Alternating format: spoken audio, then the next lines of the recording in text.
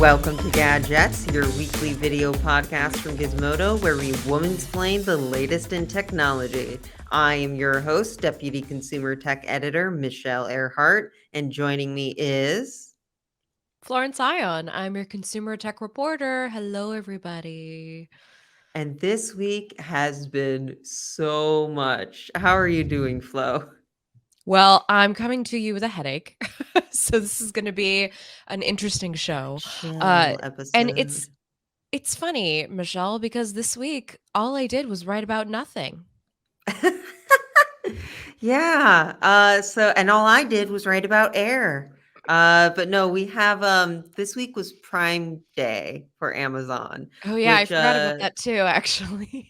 we covered a lot in the early part of the week. We wanted to suggest sort of ways to shop local online, talk about kind of the silly things that show up on Prime Day. You can go back and look at our coverage. But then at the same time, we were dealing with two very important reviews, which is I reviewed the M2 MacBook Air that just came out, and you can see it in Flo's background.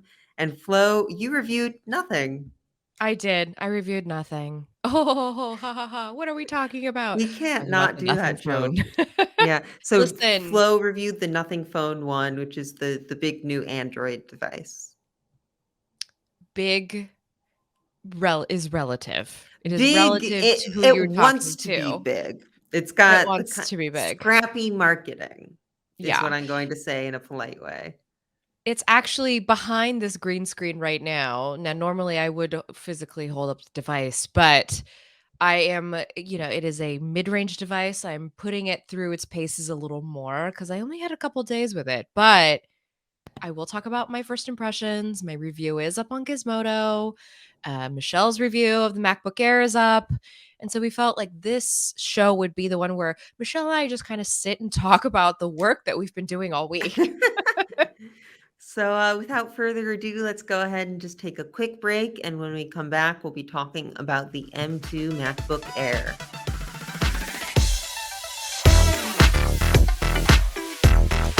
Okay, and so we're back, and we are going to talk about this thing.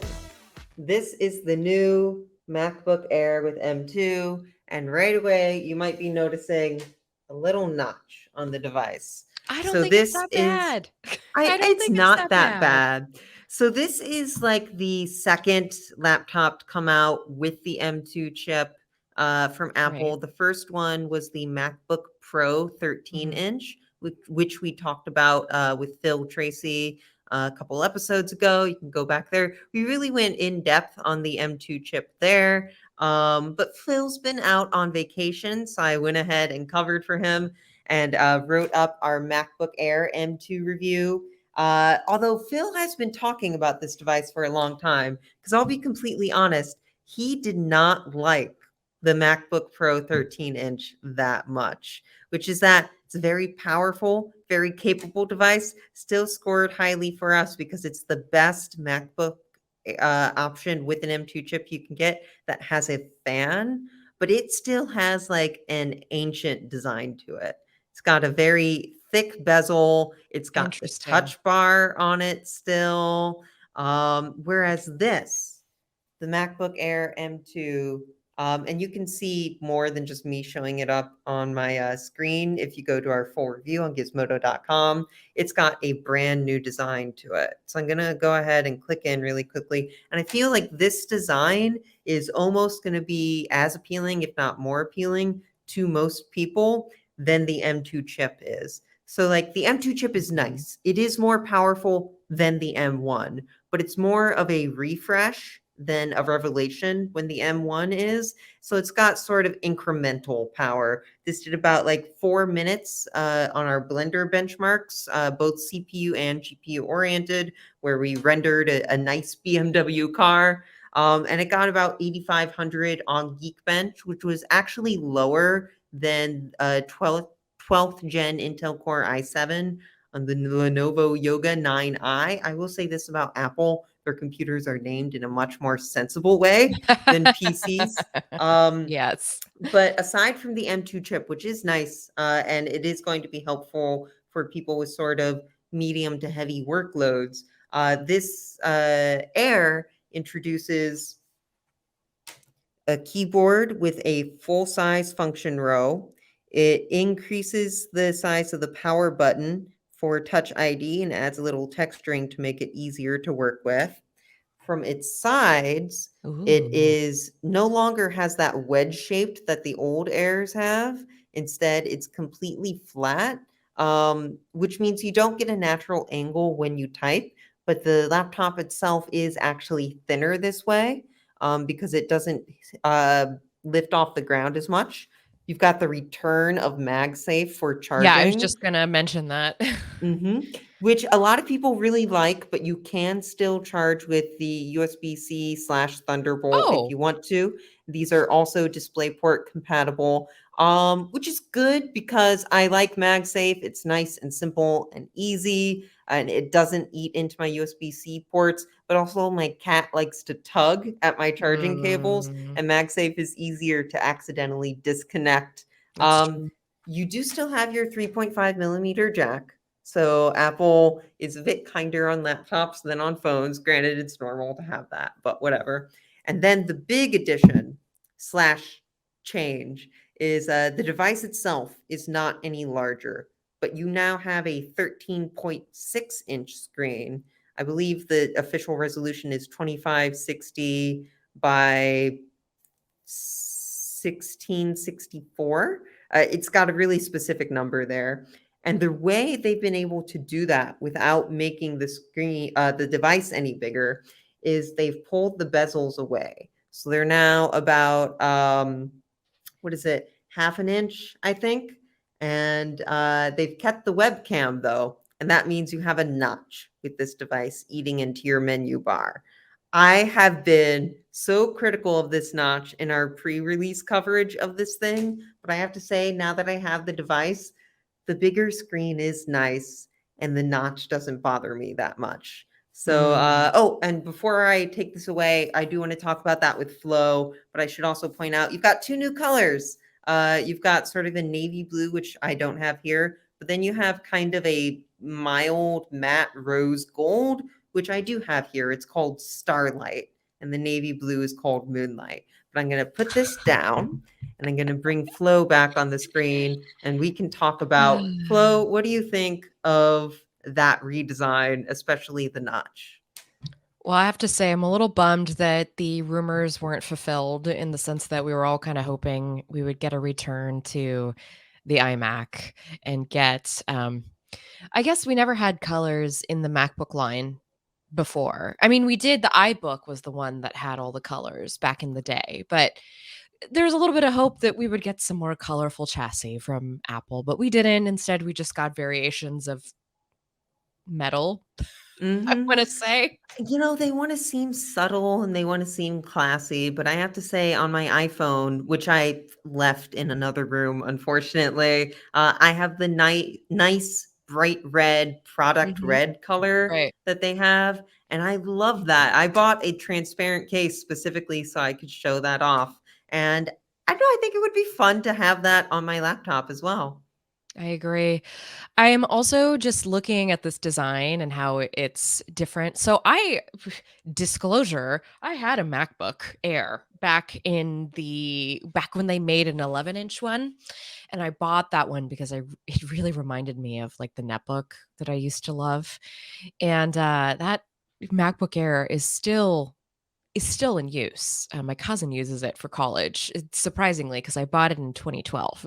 So it's Wow. amazing. I know, it's like a Wow. 10-year-old laptop that's I have a still 2014 MacBook Air that is like way on its last legs. I can barely use it anymore. So I'm impressed. I I'm gonna say we had to help her build a PC because the MacBook Air was starting to run into but it just maybe makes me think about the longevity of these laptops and, like, there is a reason that they cost so much money is because you are investing in this device that's gonna be with you for a long time, Right. and I was saying that like the yeah. M2 chip is a more of a refresh, but what it does offer is future proofing. It's more than a lot of people, especially the Air's target audience of like casual, I'm browsing the internet, I'm Mhm. maybe occasionally editing a photo. It's more than what those people will need, which I think is why they also put so much effort into a redesign to attract those people. But it will help keep it relevant for a few years to come.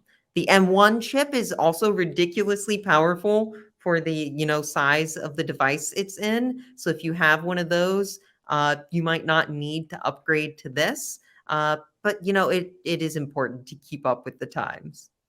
Oh, for sure. And I thought, by the way, you made a really good point in your review about how um, this is a lot of laptop for somebody who's just looking for a daily laptop, like, to Mhm. put it in those terms, because the MacBook Air was always, like, the more affordable version of the MacBook, right? It was a little less of a footprint because it was thinner. It wasn't such a burden, because of all the specs that would be crammed into it.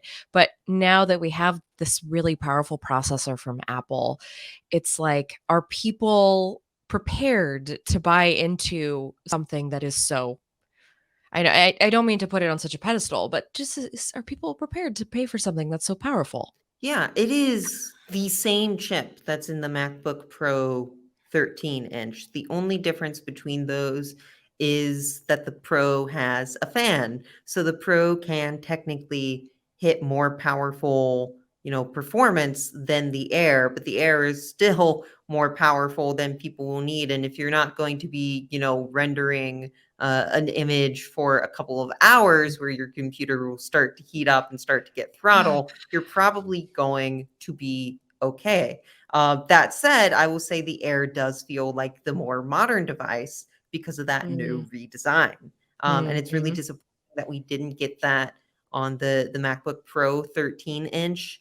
It almost makes me want to recommend this even to power users, although Hmm. power users who want a new MacBook will probably be better off waiting for like the M2 Pro on the 14 or 16-inch MacBook Pro that are sure to come out down the line. Oh, yeah, especially you want that bigger screen. If you're doing Mhm. development or you're making music, you want a bigger screen than what the 13 inch is gonna give you. 13 inches really is quite small when you think about Yeah. it. But yeah, no, the one disappointment with this notch, because I wanted to make Mm, sure we talked about it, and I didn't mean to cut you off earlier, mm, is it doesn't bother me that much. But I feel like since it does cut into your menu bar, it does need to yes. justify being there and taking up so much space, especially as Apple's working to introduce a feature that will let you clip your iPhone to your Mac and just use that as a Yes. webcam. I'm not saying that we necessarily need webcamless laptops, although I would be interested in that experiment. But if this takes up so much space, I love Touch ID. If, honestly, because I'm wearing a mask half the time, I kind of prefer it to Face ID. That said, why doesn't this have Face ID? Yeah, Windows yeah, Hello is on so many laptops, and it just takes an yes. IR webcam, and it's so convenient and nice. And it's weird to see Apple behind the curve on like a convenient user interface feature like that, because usually they're ahead of the curve on that. Yeah, that is really true. I even use Windows Hello on the Surface Go too, which is a very, very entry level processor. And even there, I'm just like, oh, it's so nice. It just looks at my face and unlocks. Ah.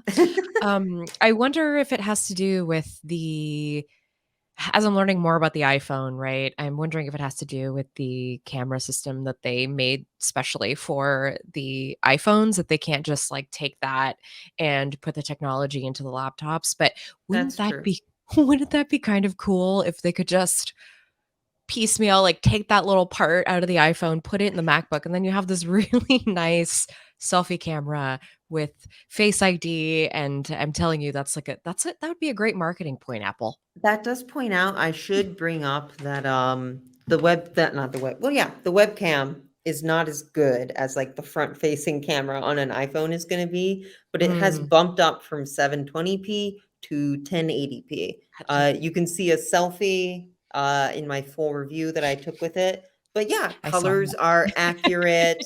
It didn't make me look pale or like a zombie, which is how I felt with other internal webcams sometimes. there's still a little bit of artifacting, but like in an era of remote work, it is such a nice upgrade and it'll do you well for like conference calls or job interviews even. I think it makes you look pretty professional.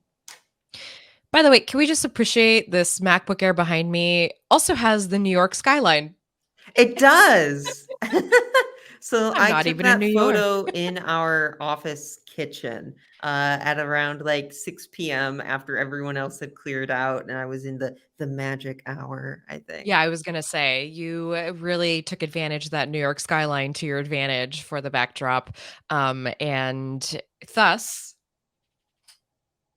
Yeah, you can see all sorts of pretty photos. I keep plugging the review, but yeah, we're only able to do a quick sort of overview here. But for more thoughts, please do read my full review on gizmodo.com. well, I feel like that's a good time for us to take a little break, and then when we come back, a little bit on nothing. It's a show about nothing.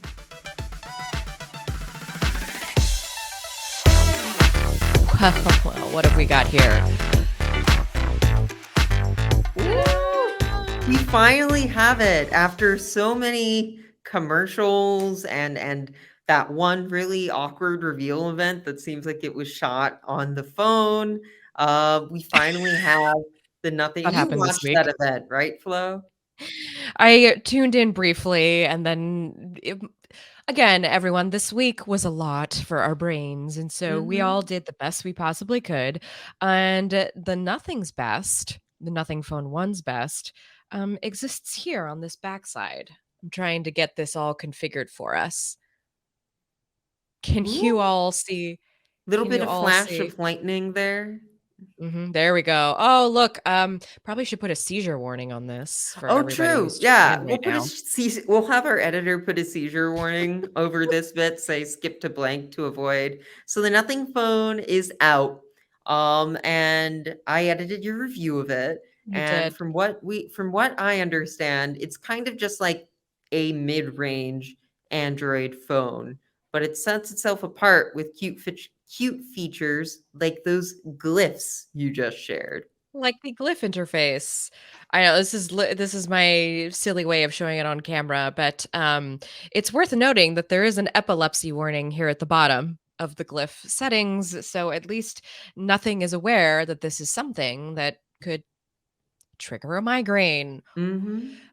These are all I saw a lot of very upset people about this particular feature because it seems it's the equivalent of wearing really nasty, cheap cologne in a crowded room. Like you're going to affect somebody by your actions. And I do Mm. feel like, for as cool, I mean, this is a very cool looking phone from the backside. This is definitely different than anything. And look at you can see my reflection.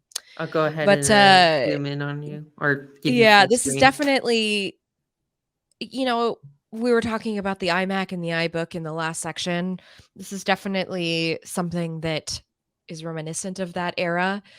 But God, I would have loved some RGB. I feel like the RGB would have been a little less intense than the white Mhm. light that repeatedly flashes like a strobe light.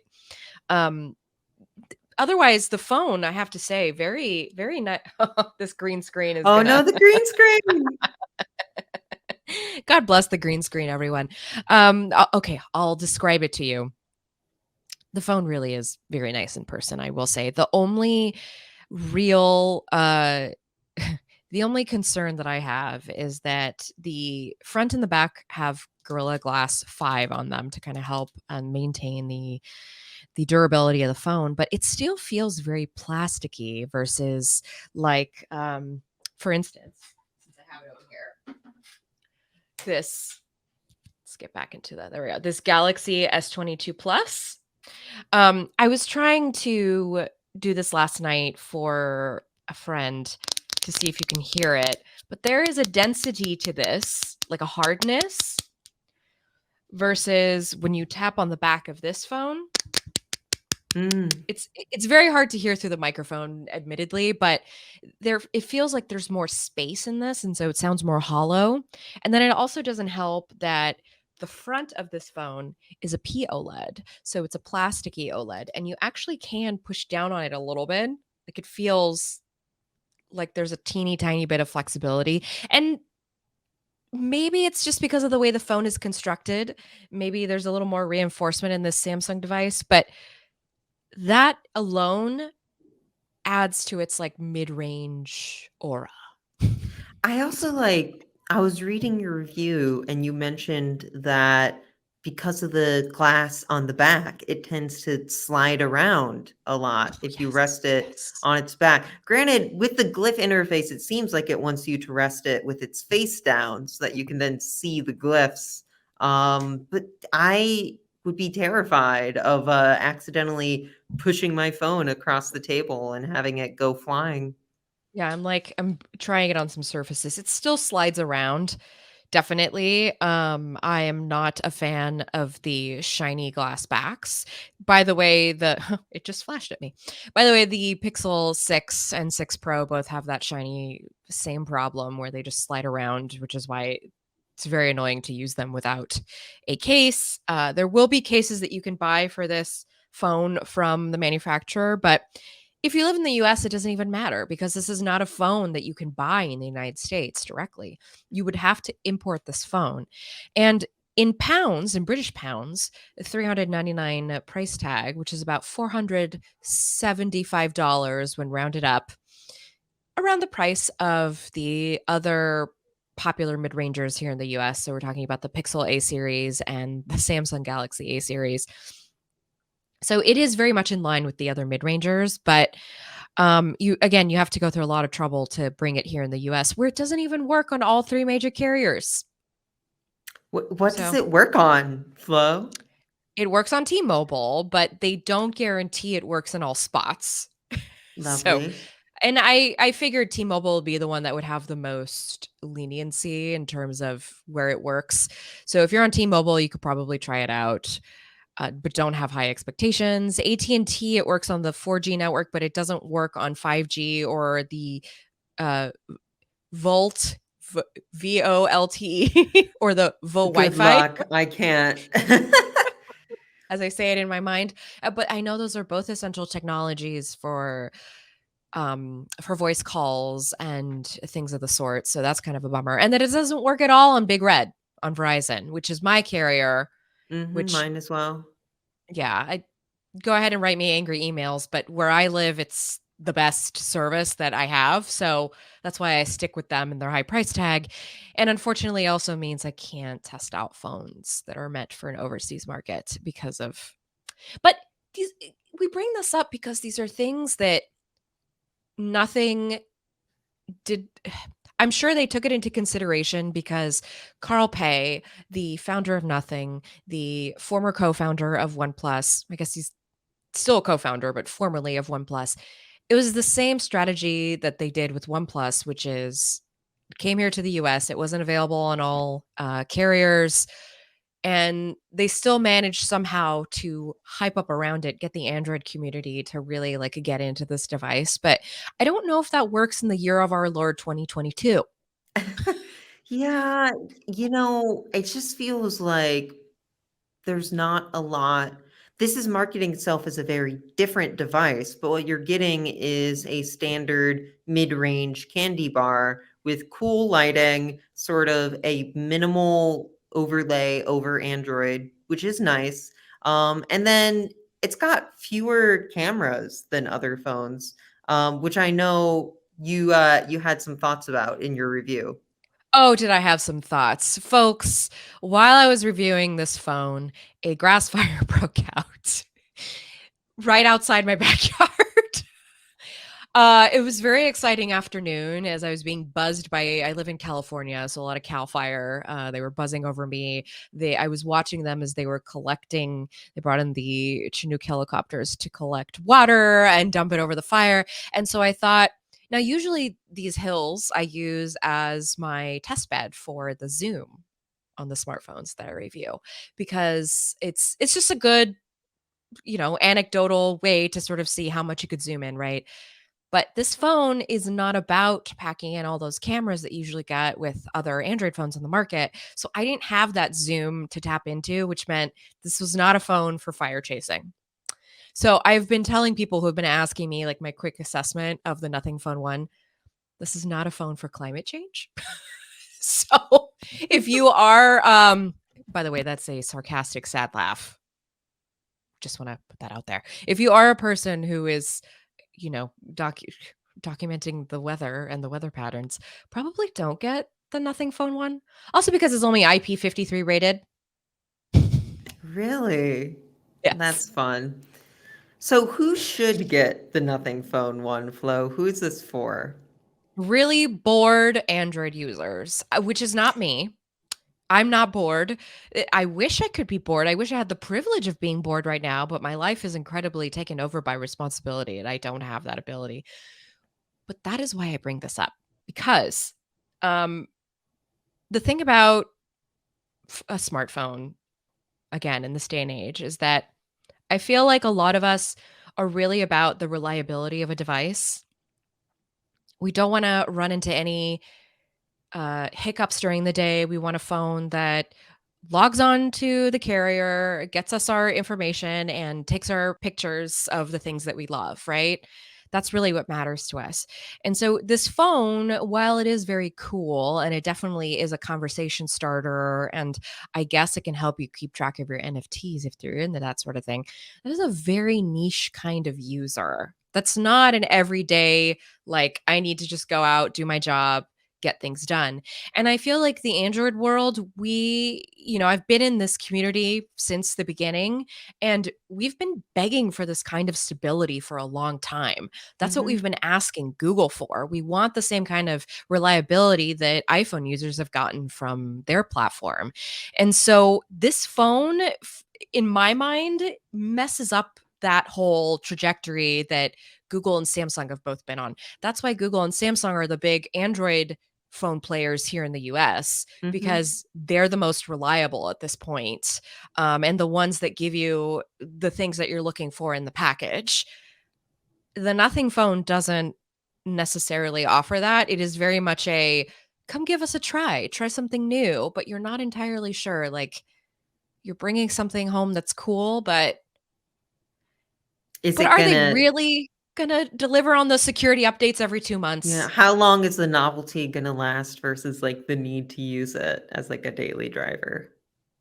I am gonna be really curious to see, though, if this, picks up in Europe. Mhm. They have a lot of European retailers that are carrying it. I was, like, looking at the list, and we have to remember that there are other markets outside the United States that, What? Yeah, I know. Huh, you mean we're not the only ones? Yes. Again, also sarcastically saying that, but I'm very curious to see if this is going to pick up any steam in the European market. So Same. I will be watching that. This phone, by the way, is sold at one of the biggest retailers in Romania. Oh, Shout out to the motherland. That's my motherland, I should say. There's a store. It's called Amag, and that's where I went there and bought batteries when I was there a couple of years ago, and I see that this phone is on sale there. So I'm curious. I'm curious if having those partnerships will, let's see. well, that's going to do it for us today on Gadgets. We will see you next week, as always. Until then, Flo, where can people find you? Did you know that I have a vanity URL, flowrights.tech, will take you to my author page at gizmodo.com, so you can go read all of my coverage at gizmodo.com through that handy little link if you'd like to come find me. I like that as well. I usually plug my Twitter here, but I'm going to plug my URL, michelleearhart.com, with a little hyphen between Michelle and Earhart. And you can find a bunch of my past writing there, as well as my social media links. If you have any questions or comments for us, you can also reach us at gadgets@gizmodo.com.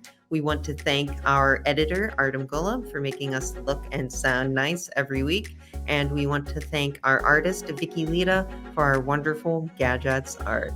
Until next week, everyone, take it easy, and we'll see you later. Bye.